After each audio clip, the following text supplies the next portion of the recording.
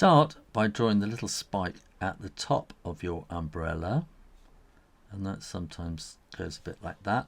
And then we're going to want to come out like that, and then out like that, and then we'll have two coming down like that, and then we're going to have one that's coming up and around. That's coming up and around and sort of joining up, and then that one there will be going pretty much straight across.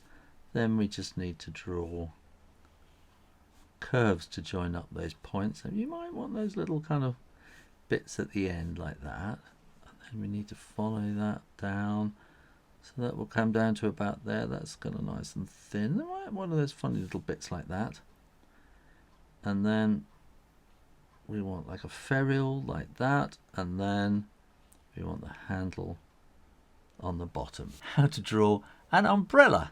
Thanks for watching and subscribing to Draw Stuff Real Easy, so you can come back and do more drawing. Bye!